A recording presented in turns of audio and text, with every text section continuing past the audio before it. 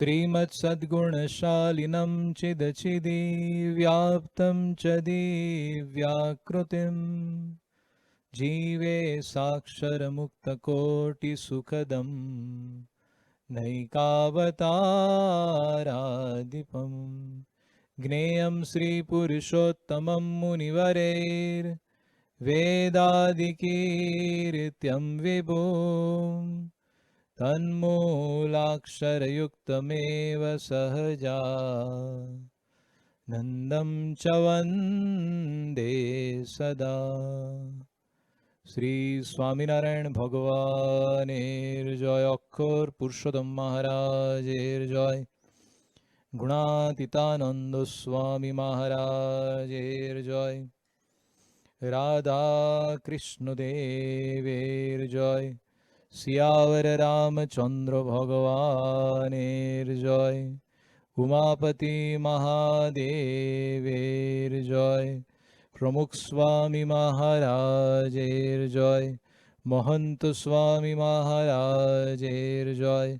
प्रमुख स्वामी महाराज शताब्दी महोत्सवेर जय जय जय। आज থেকে অনেক বছর আগে 1995 জুন মাসে জুনের 30 তারিখে ইন্ডিয়া টুডেতে একটা খুব সুন্দর আর্টিকেল এসেছিল। ওর মধ্যে ব্যাঙ্গালোরের কাছে একটা গ্রাম আছে বাসবন গুড্ডি। ওইখানে একজন উকিল থাকতো। ওর নাম ছিল বিদ্যারাজ লয়ার। রাজাদের পরিবারের বংশজে উনি আসতেন। আর সেই বংশ পরম্পরাতে উনি অনেক পূজার সামগ্রীগুলো পেয়েছিলেন। সেই বিভিন্ন সামগ্রীর মধ্যে ছিল কালো রঙের শালিগ্রাম। আর সেই শালিগ্রামগুলো সেই পড়েছিল, কিন্তু ভালোভাবে পুজো করতে পারতো না। মনে দুঃখ হতো যে এইসব পূজার সামগ্রী বহু বহু বছর ধরে বাড়িতে পড়ে আছে বংশ পরম্পরা থেকে, তাহলে কোনো মন্দিরে দিয়ে দিলেই হবে। বড় বড় মন্দিরে দিতে গেছে, তিরুপতি বালাজিতেও দিতে গেল। ওরা বলল আর সব সামগ্রীগুলো আমরা রেখে দেব, কিন্তু এই কালো রঙের শালিগ্রামটা আমরা রাখবো না। শালিগ্রামটা সাদা রঙের থাকে, তাহলে সেই কালো রঙের শালিগ্রামটা নিজে নিয়ে এসেছে। নিয়ে আসার সময় দেখলো যে কিছু শালিগ্রামগুলোর বজনটা একটু বেশি ছিল।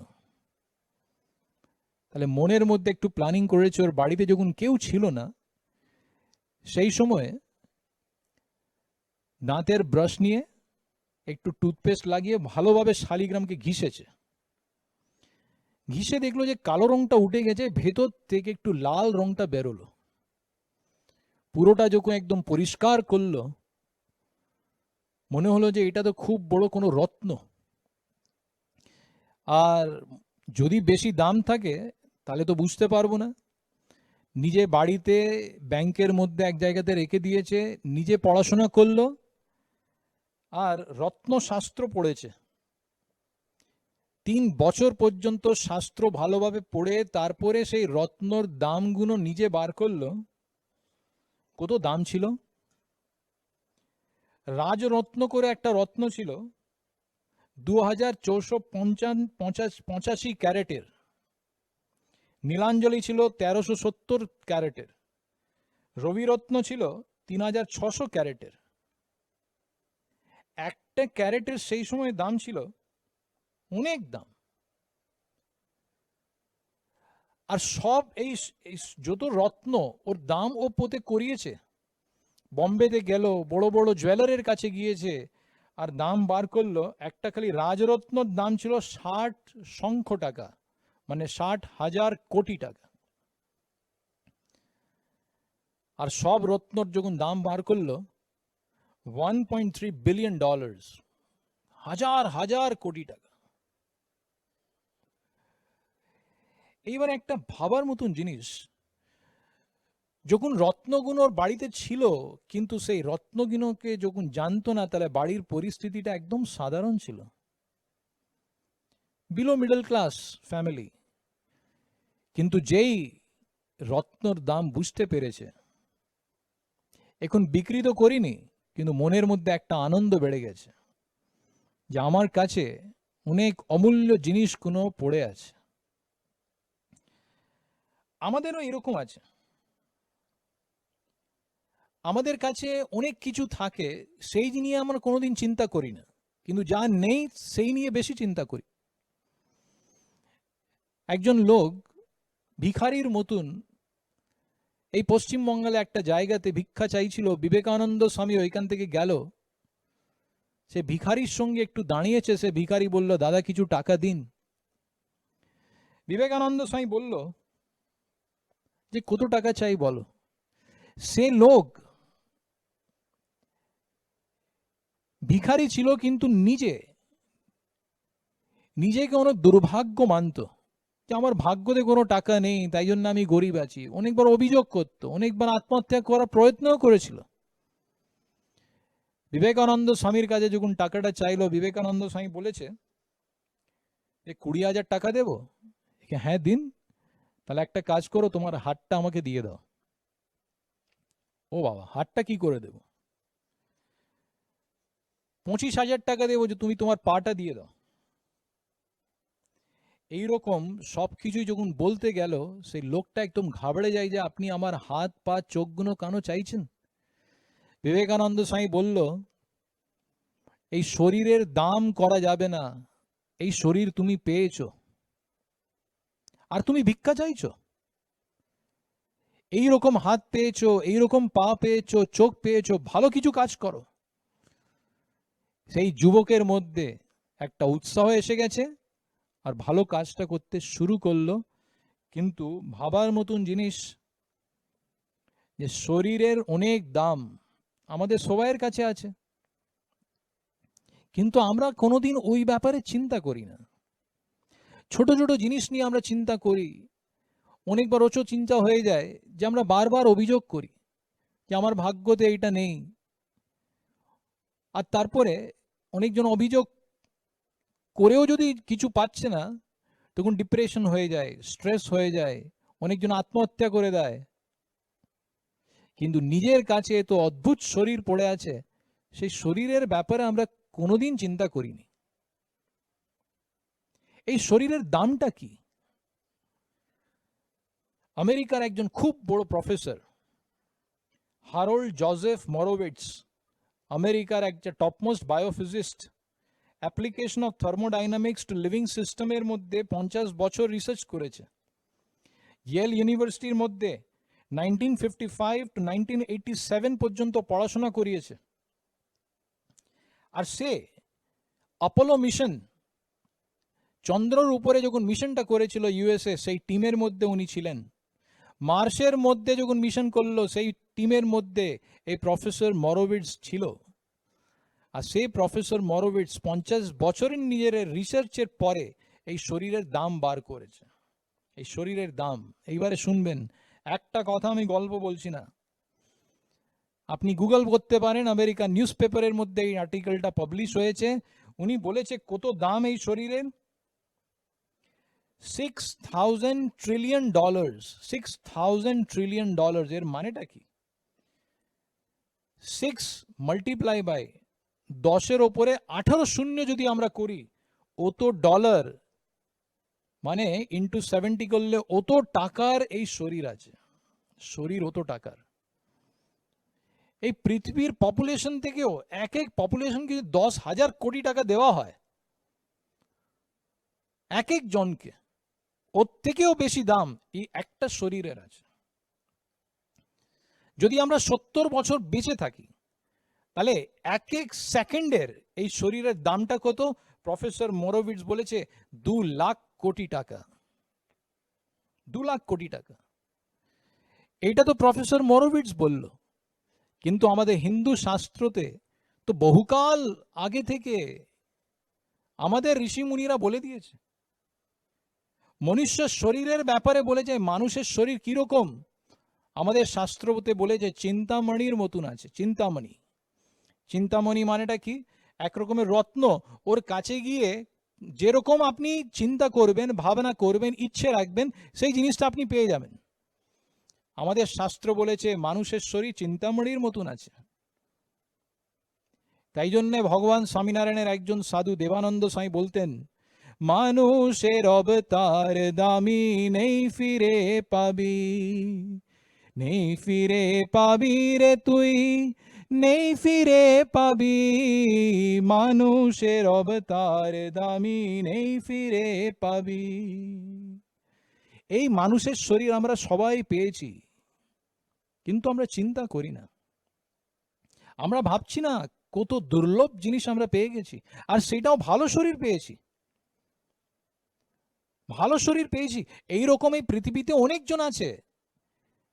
এই পৃথিবীতে যারা জন্ম নেয় প্রতি বছর খালি ভারতের মধ্যে 1 লাখ বাচ্চারা অন্ধ জন্ম নেয়, শরীরটা ভালো নেই। প্রায় 2 লাখ থেকেও ছোট বাচ্চারা জন্ম থেকে কোনো না কোনো একটা ডিফেক্ট নিয়ে জন্ম নেয় শরীরের মধ্যে, প্রিম্যাচিওর বেবি হয়ে যাচ্ছে, কোনো না কোনো ডিফেক্ট। বড় বড় লোকেদের দেখেছি, বড় বড় লোকেদের, কিন্তু এই শরীর, ভালো শরীর পাওয়া এটা খুব কঠিন আছে। আমাদের এখানে ডক্টর মানে শ্রী সন্তোষ কুমার ডুগ্গর, একজন খুব বড় ধনিক লোক, পিএস গ্রুপের মালিক।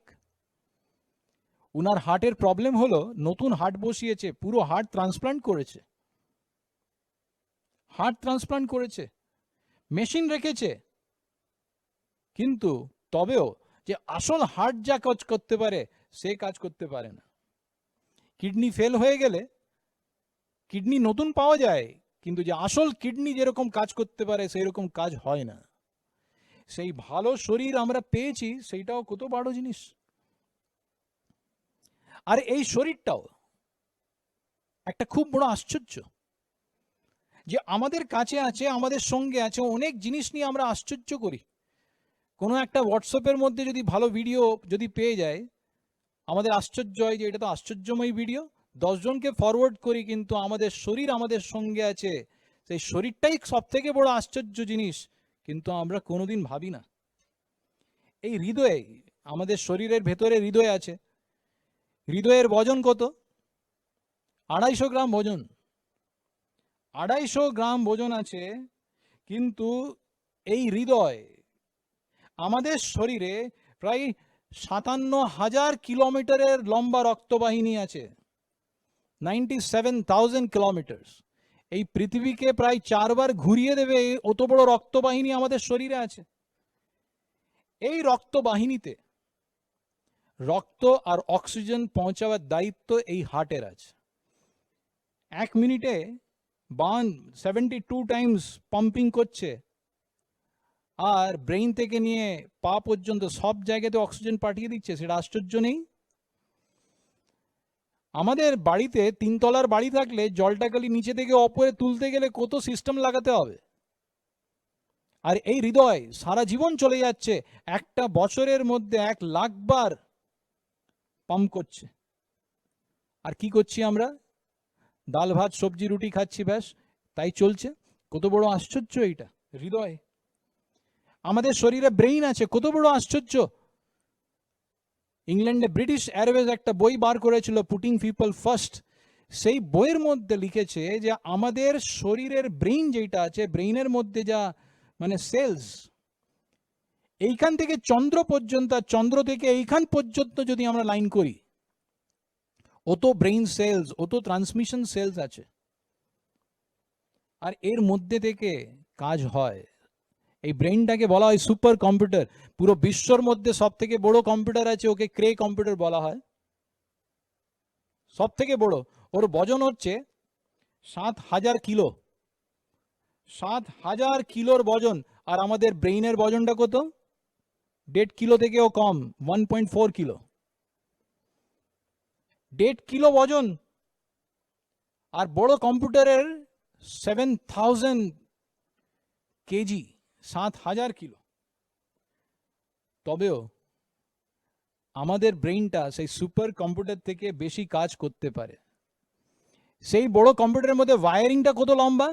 60,000 মাইলের অত বড় ওয়্যারিং আছে অত বড় কম্পিউটারের মধ্যে।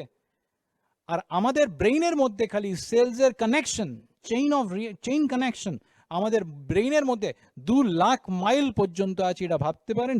আমি একটা শব্দ গল্প মিথ্যা বলছি না। কত বড় আশ্চর্য আছে এটা শরীর,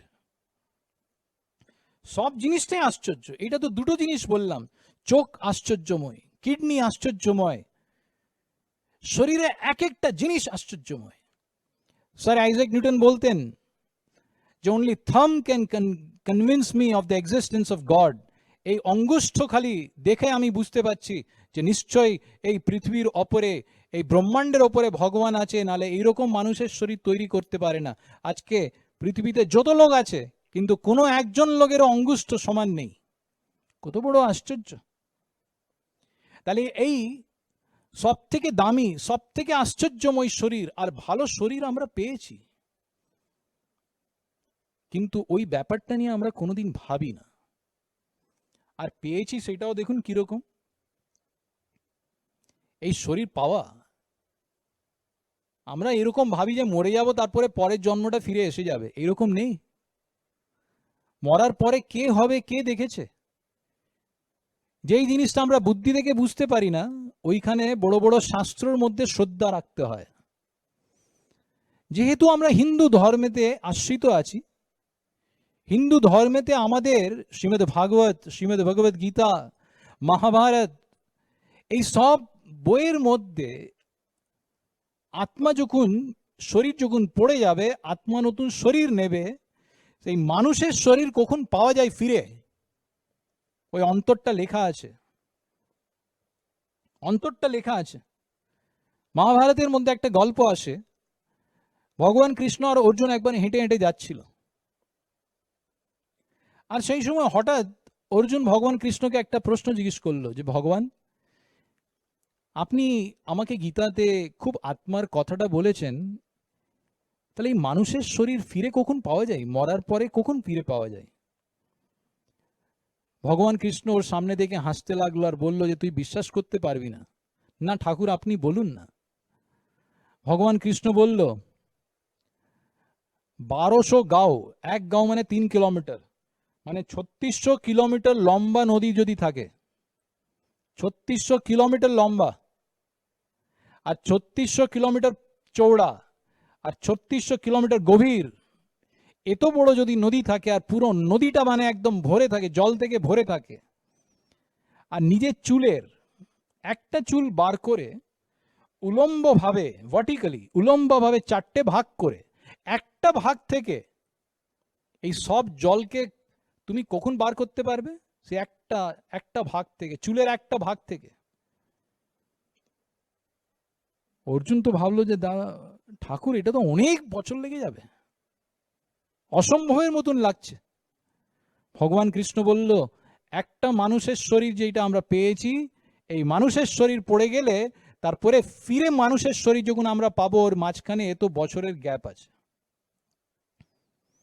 এই কথাটা সত্যি না মিথ্যে এটা ভাবার মতন।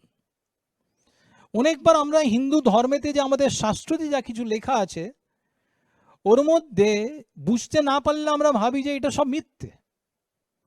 কিন্তু এই রবিবারের সভাতে যা কিছু প্রবচন আমরা শুনবো, ওর মধ্যে বোঝাবার চেষ্টা করব যে আমাদের হিন্দু ধর্মেতে, শাস্ত্রের মধ্যে যা কিছু লেখা আছে 100%, 157 সত্যি আছে সবকিছু। এত বছর পরে আমরা মানুষের শরীর পাই, আর ওর মাঝখানে 84 লাখ জন্ম নিতে হয়। শ্রীমদ্ ভাগবতের মধ্যে এক্স্যাক্টলি কত বছরের পরে শরীর পাওয়া যায় সেটা লেখা আছে। ভগবান স্বামীনারায়ণ শ্রীমদ্ ভাগবতের এই গল্পটা বুঝিয়ে বলতেন যে কত বছর পরে পাওয়া যায়। এই ব্রহ্মাণ্ডর একটা ইউনিভার্সের একটা দিন মানে 864 কোটি বছর, আমাদের 864 কোটি বছর। একদিন এইরকম ব্রহ্মাণ্ডের 30 দিন যদি হলে 1 মাস হবে, আর 12 মাসের 1 বছর, এরকম 100 বছর, মানে এই ব্রহ্মাণ্ডর একটা আয়ুষ্য শেষ হবে, ওকে প্রাকৃত প্রলয় বলা হয়। 3.5 কোটি প্রাকৃত প্রলয়ের পরে শ্রীমদ্ ভাগবত বলছে এই মানুষের শরীর ফিরে পাওয়া যায়। মানে আমাদের কত বছর? 10-এর ওপরে 21 শূন্য করলে যত বছর হবে ও তো বছরের পরে মানুষের শরীর ফিরে পাওয়া যাবে। দেখুন, এটা খুব ভাবার মতন জিনিস। এই মানুষের শরীর, দুটো মানুষের শরীরের মাঝখানে অনেক জন্ম নিতে হয়। হ্যাঁ, ভগবানের যদি কৃপা হয়ে যায়, বড় সাধুদের যদি কৃপা হয়ে যায়, তাহলে মানুষের শরীর ফিরেও পাওয়া যায়। 84 লাখ জন্ম ভগবান কৃপা করে মাফ করে দেয়, কিন্তু সাধারণত এইরকম জন্ম নিতে হয়। একবার অর্জুন আর ভগবান কৃষ্ণ হেঁটে যাচ্ছিল। অর্জুনের মনে একটা দুঃখ ছিল যে আমার ছেলে অভিমন্যুকে আমি বাঁচাতে পারিনি। মহাভারতের যুদ্ধ তো শেষ হয়ে গেছে, তবেও মনের মধ্যে একটা দুঃখ ছিল যে আমার অভিমন্যুকে আমি বাঁচাতে পারিনি। ভগবান কৃষ্ণ অনেক জ্ঞান দিয়েছে, কিন্তু সেই জ্ঞানটা নিজের জীবনে ধরে চলতে পারিনি। মাঝে মাঝে দুঃখিত হয়ে যাচ্ছে। হেঁটে হেঁটে যাচ্ছিল অর্জুন, ভগবান কৃষ্ণকে বলল যে আমার অভিমন্যু কোথায় ঠাকুর, খুব মনে পড়ছে। ভগবান কৃষ্ণ হেঁটে হেঁটে যাচ্ছে, হঠাৎ একটা গাছ থেকে ওর উপর একটা টিয়া পাখি বসেছিল। ভগবান কৃষ্ণকে বলল যে সেই টিয়া পাখি দেখছো? মানে ভগবান কৃষ্ণ অর্জুনকে বলল, হ্যাঁ সেইটা তোমার অভিমন্যু। আমার অভিমন্যু? একদম ছুটে ওইখানে গিয়েছে, টিয়া পাখিকে ধরে নিয়েছে, আর টিয়া পাখিকে ধরে নিজের কোলে বসিয়ে বলছে, অভিমন্যু ভালো আছো? আর ভগবানের কৃপা থেকে অভিমন্যুর সেই টিয়া পাখির মুখের মধ্যে মানুষের শব্দ বেরিয়েছে। ওকে জ্ঞান দেওয়ার জন্য ভগবান কৃষ্ণ কৃপা করলো। আর টিয়া পাখি জোর করলে বলল, কি অভিমন্যু করছো? আমি তোমার ছেলে সেটা তুমি ভাবছো, কিন্তু 10 জন্মের আগে আমি তোমার বাবা ছিলাম। 10 জন্মে আগে আমি তোমার বাবা ছিলাম। অর্জুন এর চোখ খুলে গেছে। ভগবান কৃষ্ণ ওকে বুঝিয়েছে দুটো মানুষের শরীরের মাঝখানে কত জন্ম নিতে হয়, আর অনেক জন্মের পরে এই মানুষের শরীর আমাদের পাওয়া যায়। আর এই সব জন্মের মধ্যে অনেক রকমের কষ্টের পরে আমরা শরীর পাই, কষ্টর পরে। এখন এই বর্ষাকালে অনেকজনের বাড়িতে মশা হয়ে যাবে। যদি আমাদের জন্ম মশার যদি আসে, কতবার বেগুন স্প্রে খাবো, কতবার মার খাবো। পুকুরে যদি মাছের একটা জন্ম এসে যায়, কতবার মার খাবো, কতবার আমাদের ভাজা করে খাবে। অনেক কষ্ট আমাদের অনেক জন্মর মধ্যে নিতে হয়, আর তারপরে মানুষের শরীর পাওয়া যায়।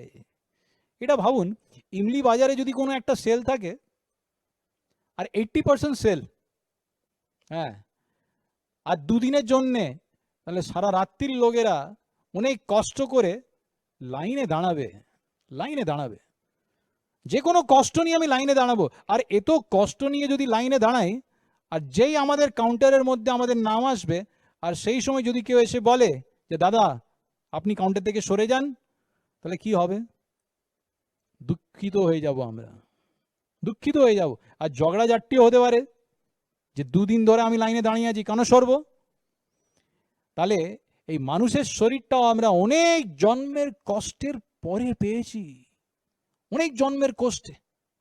তাহলে এইটা যদি ভাবলে, এই মানুষের শরীরের উপয়োগটা কি করে করতে হয়, মানুষের শরীরটা ইউজ কি করে করতে হয়, সেইটা আমরা ভালোভাবে বুঝতে পারব।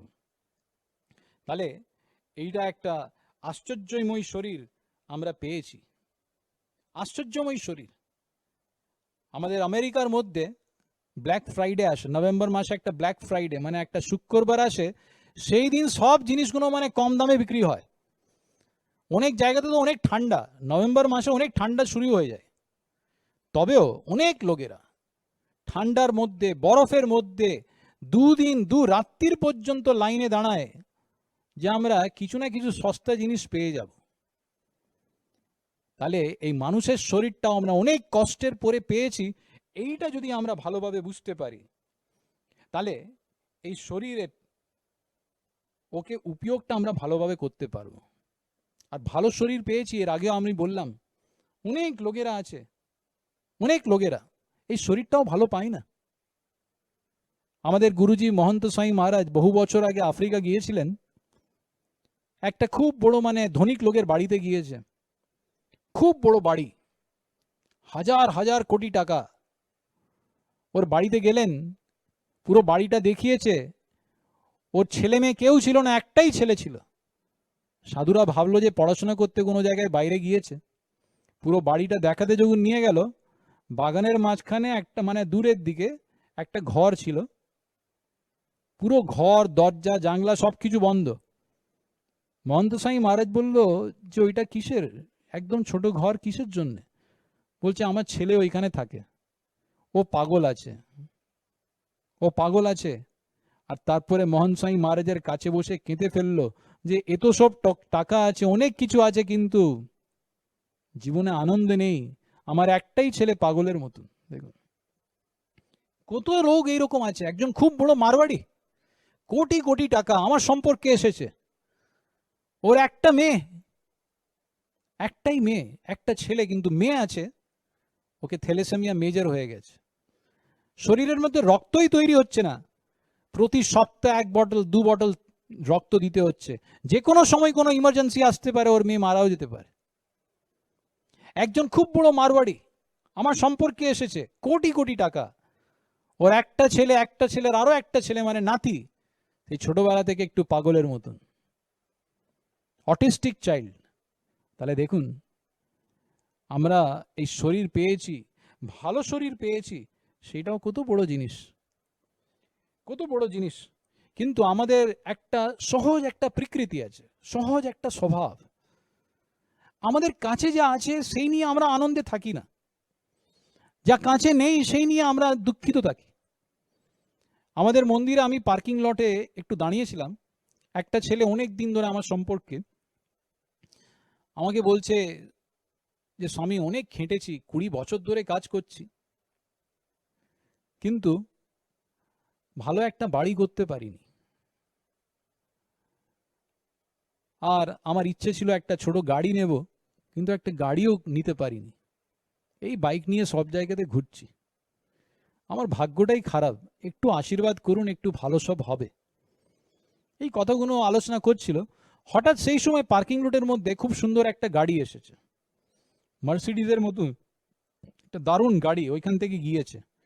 ওই ছেলেটার আমরা সেই গাড়িকে দেখলাম, বাবা খুব সুন্দর গাড়ি। আর সেই গাড়িটা দাঁড়ালো, গাড়ি থেকে ড্রাইভারটা বেরিয়েছে, দৌড়ে গিয়ে যেখানে মালিক বসে ওই দরজাটা খুললো, আর মালিক ওর মধ্যে থেকে বেরিয়েছে। আর বেরিয়েছে, মালিকের 2টো পা ছিল না, সেই বৈশাখী নিয়ে বেরিয়েছে, আর্মরেস্ট ওকে নিয়ে বেরিয়েছে, আর সেই ওর সাপোর্ট নিয়ে মন্দিরে দর্শন করতে গেল। আমরা দুজন একদম হাঁ করে দাঁড়িয়েছিলাম। আমি সেই ছেলেটাকে বললাম, তুই বলতো এই লোকটা গাড়ির মধ্যে যখন বসেছিল কি ভাবছিল জানো? ও ভাবছিল রাস্তাতে যদি কেউ বাইক নিয়ে যাচ্ছে, মোটরসাইকেল নিয়ে যাচ্ছে, ওকে দেখে নিশ্চয়ই সে এইরকম ভাবছিল যে যদি ঠাকুর আমাকে 2টো পা দিত, আমি রোজ বাইসাইকেল চালাতাম, রোজ বাইক নিয়ে ঘুরতে যেতাম, রোজ দৌড়তে যেতাম, রোজ ঠাকুরের দর্শনে হেঁটে যেতাম, আমাকে যদি ঠাকুর 2টো পা দিত। আর তোমাকে 2টো পা দিয়েছে, আর তুমি কি ভাবছো? ঠাকুর আমার উপরে কৃপা করিনি, আমাকে গাড়ি দেয়নি। আমাদের কাছে যা আছে ওই নিয়ে আমরা চিন্তা করি না, তাই জন্যই আমরা দুঃখিত থাকি। আরে যাদের কাছে কিছুই থাকে না, আরে শরীরের মধ্যে অনেক আপত্তি থাকে, কিন্তু যদি মনটা ঠিক থাকে অনেক বড় কাজ করতে পারে এই শরীর থেকে। এই ভারতের মধ্যে এইরকম লোকগুলো হয়েছে।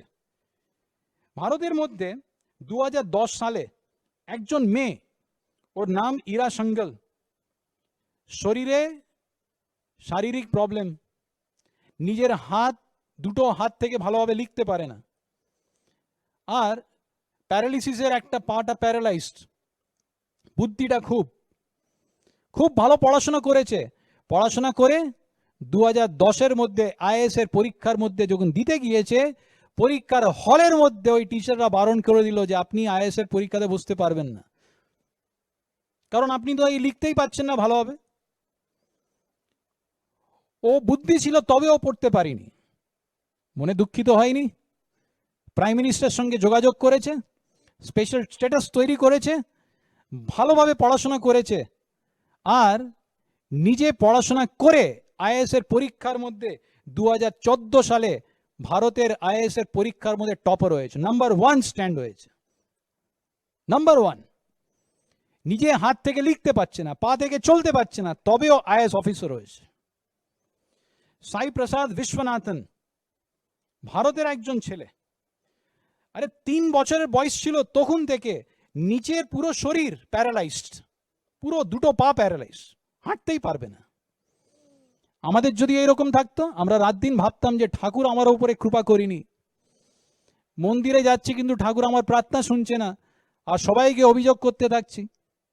কিন্তু বিশ্বনাথন কি করলো? প্রসাদ বিশ্বনাথন আস্তে আস্তে আস্তে আস্তে নিজের মতন সেই সবকিছু, কাঠের পা পড়েছে, আর ডাইভিং শিখেছে। কিসের ডাইভিং? সুইমিং এর ডাইভিং নেই, হাওয়া থেকে পড়ার জন্য ডাইভিং। আর লিমকা বুক রেকর্ডস এর মধ্যে রেকর্ড আছে 14,000 ফিটের ওপরে থেকে, হাওয়ার ওপর থেকে সে ডাইভিং করেছে। পুরো বিশ্বর মধ্যে সব থেকে প্রথম লোক, দুটো পা নেই, একদম প্যারালাইজড, আর সে 14,000 ফুটের ওপর থেকে ডাইভিং করেছে, সে ছিল প্রসাদ বিশ্বনাথন। এইরকম অনেক লোক আছে ভারতের মধ্যে, অনেক লোক। একজনের তো পা ছিল না, মাউন্ট এভারেস্ট চড়ে এসেছে ভারতের একজন লোক। একজন মহিলা অন্ধ, আর সে মাউন্ট এভারেস্ট হেঁটে এসেছে। তাহলে শরীরের যদি আমরা যা শরীর আমরা পেয়েছি, সেই শরীরের মধ্যে কিছু না হলেও এই শরীরের অত শক্তি, আমরা অনেক কাজ করতে পারি। আর ভগবান স্বামীনারায়ণ সে নিজের জীবন থেকে দেখিয়েছে, নিজের জীবন থেকে দেখিয়েছে। আজ থেকে 230 বছর আগে ভগবান স্বামীনারায়ণের জন্ম ছাপাইয়ের মধ্যে হয়েছে, অযোধ্যার কাছে একটা ছোট গ্রাম। অনেক বছর নিজের মামার বাড়ি অযোধ্যাতে উনি থাকতেন, রাম মন্দিরে দর্শন করতে যেতেন। এখন যে রাম জন্মভূমি হয়েছে, সেই রাম জন্মভূমিতে ভগবান স্বামীনারায়ণ দর্শন করতে যেতেন। আর সেই ভগবান স্বামীনারায়ণ 11 বছরের বয়সে নিজের বাড়ি ছেড়ে দিয়েছে, বাড়ি ছেড়ে দিয়েছে, সন্ন্যাস আশ্রম গ্রহণ করেছে। আর 7 বছর 7 মাস 11 দিন পর্যন্ত পুরো ভারতের পরিক্রমা করলেন, পায়ে জুতো পরিনি, কাপড়ে একটা শরীর রাখিনি, ছোট একটা গামছা পরে বেরিয়ে গেছে। লোকেরা নীলকণ্ঠ নাম থেকে ডাকতে শুরু করলো। 1.5 বছর পর্যন্ত হিমালয়ের মধ্যে উনি থেকেছিলেন, আর নিজের জীবন থেকে দেখিয়েছে, আরে শরীরের জন্য কিছু না হলেও প্রগতিটা করতে পারি। 6 মাসের মধ্যে যোগাসন সিদ্ধ করেছে, সমাধি সিদ্ধ করেছে, নিজের জীবনের মধ্যে আত্মার পরমাত্মার সাক্ষাৎকার করেছে। আর 20 বছরের বয়সে যখন গুজরাটে যখন আসলেন, এক দিনের মধ্যে 500 যুবকদের দীক্ষা দিয়েছে। 21 বছরের বয়সে প্রায় 10 লাখ লোকজন ভগবান স্বামীনারায়ণকে ভগবান মানতে শুরু করলো। কিরকম জীবন দেখুন। তাহলে কিছুই না হলেও, কিচ্ছু না হলেও জীবনে অনেক কিছুই করতে পারি, কারণ ভগবান স্বামীনারায়ণ বলেছে এই শরীর চিন্তামণির মতন আছে। আমাদের গুরুজি প্রমুখ স্বামী মহারাজ, যিনি দিল্লিতে অক্ষরধাম তৈরি করেছে, ক্লাস 7 পর্যন্ত পড়েছিল, ইংলিশ পড়াশোনা করিনি, হিন্দি পড়তে পারে না, আরে ভালোভাবে গুজরাটিও লিখতে পারতো না শুরুয়াতের সময়। আর সে প্রমুখ স্বামী মহারাজ 1200 মন্দির তৈরি করলো, 1000 সাধু তৈরি করলো, দিল্লি আর গান্ধীনগরের মধ্যে বিশ্বর সব থেকে বড় অক্ষরধাম তৈরি করলো, আমেরিকার মধ্যে 100 থেকেও বেশি মন্দির তৈরি করলো। তাহলে মানুষের শরীর থেকে কি আমরা না করতে পারি? সেই মানুষের শরীর আমরা পেয়েছি, সেই মানুষের শরীর। তাহলে অনেক কিছুই আমরা করতে পারি, কিন্তু আমরা চিন্তা করি না, আমরা ভাবি না এই মানুষের শরীরের ব্যাপারে। আর সেই মানুষের শরীর তো অনেকজন পায়, পুরো বিশ্বর মধ্যে অনেকজন পায়, কিন্তু ভারতের মধ্যে জন্ম নেওয়া সেইটা একটা আলাদা ব্যাপার, সেইটা একটা আলাদা ব্যাপার। আমাদের যদি আমেরিকাতে জন্ম হয়, যদি আমেরিকার একটা ভিসা পেয়ে যায়, ওরে বাবা খুব বড় ভাগ্য, খুব বড় ভাগ্য। এইখান থেকে একজন কম্পিউটার ইঞ্জিনিয়ার, নিজের বউটাও কম্পিউটার ইঞ্জিনিয়ার, ওদের মনের মধ্যে একটা সংকল্প ছিল যে আমেরিকাতে কাজ যদি পাই ওইখানেই বিয়ে করে বাচ্চাদের জন্ম ওইখানে করব, কারণ আমাদের ছেলে মেয়েরা ছোটবেলা থেকে আমেরিকান সিটিজেন হয়ে যায়। খুব ভালো জিনিস, আমেরিকার মধ্যে অনেক প্রগতি আছে, অনেক টাকা আছে, কিন্তু ভারতের মধ্যে জন্ম নেওয়া সে আমাদের শাস্ত্র বলছে সব থেকে বড় ভাগ্য। দুর্লভম ভারতে জন্ম, সে মহাভারতের মধ্যে লেখা আছে। শ্রী অরবিন্দ ঘোষ বলতেন, India is a chosen country for chosen people. এই ভারতে জন্ম নেওয়া সেইটা একটা আলাদা জিনিস, খুব বড় ভাগ্য। এই ভারতের বিশেষতা কি? বড় বড় দেবতারা, বড় বড় দেবতারা এই ভারতের মধ্যে জন্ম নেওয়ার জন্য ঠাকুরকে প্রার্থনা করে। ইন্দ্র, চন্দ্র, এই সব বড় বড় দেবতারা, এটা আমার ঘরের কোনো গল্প নেই। শ্রীমদ্ ভাগবতের মধ্যে পঞ্চম স্কন্ধের মধ্যে বলেছে, अहो अमीशाम किमकारी शोभनम प्रसन्न एषाम स्वीदूत स्वयं हरिः यर्जन्म लब्धम ऋषु भारताजीरे मुकुंद शैवोपैकम सुहाइनः। দেবতারা, বড় বড় দেবতারা ঠাকুরকে প্রার্থনা করছে যে ভারতের মধ্যে যারা জন্ম পেয়েছে ওদের কত বড় ভাগ্য। হে ঠাকুর, আমরাও প্রার্থনা করছি, আমাদের মধ্যে একটাই ইচ্ছে আছে যে এই দেবতার লোক থেকে আমাদের যখন ফিরে জন্ম পাবো, আমাদের এই মৃত্যু দেশে মানে পৃথিবীতে আমাদের ভারতের মধ্যে জন্ম দেবেন। কত বড় জিনিস দেখুন, এইটা কত বড় জিনিস। বড় বড় দেবতারা হাত জোড় করে ঠাকুরকে প্রার্থনা করছে। দেবতাদের লোকের মধ্যে কিরকম ব্যবস্থা জানেন? দেবতাদের লোকের মধ্যে সব দেবতাদের বয়স 30 বছর থেকে বেশি নেই, 30 বছরের বয়স। ওইখানে কোনোদিন কেউ বৃদ্ধ হয় না, শরীরে কোনোদিন কোনো রোগ আসে না। ওইখানে সব জিনিসগুলো বড় বড়, দুধের নদী আছে, ঘিয়ের নদী আছে, মধুর নদী আছে। আম, আমাদের এখানে ছোট আম, ওইখানে বড় আম, সবকিছুই বড় বড়।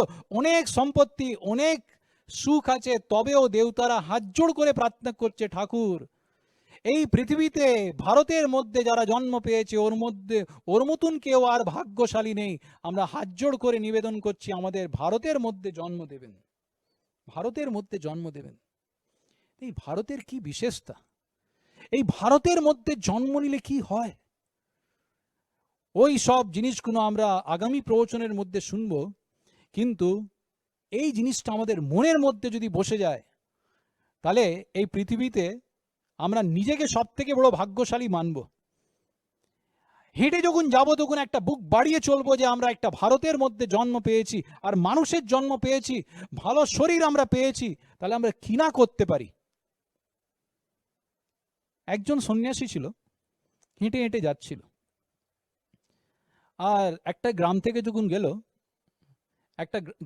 যখন গেল, আর সেই সময় গ্রামের মাঝখানে একজন লোক তেলের ব্যবসা করত। আর সেই সব লোকেরা লাইনে এসে দাঁড়িয়েছে, কেউ মানে 200 গ্রাম সর্ষে তেল নিচ্ছে, কেউ 100 গ্রাম নিচ্ছে। সকাল থেকে লাইনে দাঁড়িয়ে আছে, সবাইকে তেল দিয়ে যাচ্ছে। লোকটা ভালো ছিল, সন্ন্যাসী যখন যেত একদিনের মধ্যে ওদের একটু খাওয়া দাওয়া করিয়ে দিত। সন্ন্যাসীর মানে মনের মধ্যে একটু ভালোবাসা হলো যে লোকটা খুব ভালো। একদিন ওইখান থেকে যখন যাচ্ছিল, সন্ন্যাসী ওকে বলল যে এই পারসমণিটা এখানে রেখে যাচ্ছি, 4 ধামের যাত্রা করে আমি আসবো, ভালোভাবে দেখবি। হ্যাঁ হ্যাঁ ঠিক আছে, ওইখানে ওইটা গর্ত আছে, ওইখানে রেখে দিন, তারপরে দেখছি। সন্ন্যাসী বলল, এটা পারসমণি আছে? হ্যাঁ ঠিক আছে, ওইখানে রেখে দিন, তারপরে দেখে নেবো আমি। 1.5 বছর পরে সে সন্ন্যাসী যখন ফিরে আসলো, ও মনের মধ্যে ভাবলো যে এই পারসমণি ওকে দিয়ে এসেছি, আর পারসমণি কি কাজ করে? লোহাকে যদি স্পর্শ করিয়ে দেওয়া হয়, সেই লোহাটা সোনার মধ্যে চেঞ্জ হয়ে যাবে, ওইটাকে পারসমণি, পারস রত্ন বলা হয়। সন্ন্যাসী ভাবলো যে মনে হচ্ছে ও তেলের ব্যবসাটা অনেক দিন ধরে বন্ধ হয়ে গেছে, অনেক সোনার বানিয়ে নেবে, অনেক বড় বাড়ি করে নিয়ে থাকে, হতে পারে। 1.5 বছর পরে সন্ন্যাসী যখন ওইখান থেকে যাচ্ছে, দেখছে সেই দোকান, সেই লাইন, সেই লোকেরা সব তেল নিচ্ছে, আর সকাল থেকে রাত্রির পর্যন্ত খেটে যাচ্ছে। সন্ন্যাসী ভাবলো এই কি হলো। দূর থেকে সেই লোককে বলে, দাদা এই যাত্রা করে এসেছি, আমার রত্নটা কোথায়? কোন রত্নটা? সেই পারস রত্নটা দিয়ে গেছিলাম। হ্যাঁ আপনি যেখানে রেখেছিলেন ওইখানেই আছে, নিয়ে নিন। দেখলো পুরো ধুলোটা জমা হয়ে গেছে। সেই রত্নটা নিয়ে এসেছে, বুঝতে পারলো যে কোনো উপযোগ করিনি। হাত জোড় করে বলছে, দাদা এটা জানেন কি? কি বলুন তো? একটু লোহা আছে? আরে দোকানের মধ্যে কোনো লোহা ছিল না, পেরেক ফেরেক একটু নিয়ে এসে দেখালো, যেই পেরেককে স্পর্শ করেছে সব পেরেকগুলো সোনার মধ্যে চেঞ্জ হয়ে গেছে। ওরে বাবা! হাত জোড় করে বলছে, ঠাকুর 1 মাসের জন্য এখানে ছেড়ে যান, 1 মাসের জন্য। সন্ন্যাসীর মনের মধ্যে দয়া এসে গেছে। সন্ন্যাসী বলল, তোমাকে এবারে পারস রত্নটা দেব না, কিন্তু চিন্তামণি দেব, কারণ তোমার কাছে তো সময় নেই। তো পারস রত্ন তো তোমাকে লোহাকে স্পর্শ করতে হবে, লোহা খুঁজতে হবে, এই চিন্তা রত্নটা তোমাকে দিয়ে যাচ্ছি। এই চিন্তা রত্নতে খালি তুমি ইচ্ছে করলেই সেটা পেয়ে যাবে। তুমি বলবে যে 2 একরের জমিন পেয়ে যাবে, তুমি বলবে বলরামের মিষ্টি, সেটা পেয়ে যাবে, গঙ্গুরামের রসগোল্লা পেয়ে যাবে। হ্যাঁ, আমাকে দিয়ে যান। সেই সন্ন্যাসী ওকে 3 ঘন্টা পর্যন্ত সৎসঙ্গ করে প্রবচন করে বুঝিয়েছে, এই মানুষের শরীর চিন্তামণি মতন আছে, তুই যা ভাববি তা করতে পারবি, যা ভাববি তা করতে পারবি। আর সেই লোকের মন থেকে একটা মানুষের শরীরের একটা মহিমা বুঝে গেল। সেই সাধুর সমাগম করে বুঝতে পেরেছে যে মানুষের শরীর তো এত দামি আছে, আশ্চর্যময় আছে, কিন্তু এই মানুষের শরীরের প্রয়োজনটা কি সেইটাও সে বুঝতে পেরেছে। নিজের জীবনটা চেঞ্জ হয়ে গেছে, আর আত্মার মুক্তির পথে নিজে হাঁটতে শুরু করে দিল। তাহলে আজকের দিনে আমরা শুনলাম যে মানুষের শরীর খুব দুর্লভ, খুব দামি, খুব আশ্চর্যময়, কিন্তু এই মানুষের শরীর আমরা এই ভারতের মধ্যে আমরা পেয়েছি, ভালো পেয়েছি, ওর প্রয়োজনটা কি সেইটা আমরা আগামী প্রবচনের মধ্যে শুনবো। শ্রী স্বামীনারায়ণ ভগবানের জয়।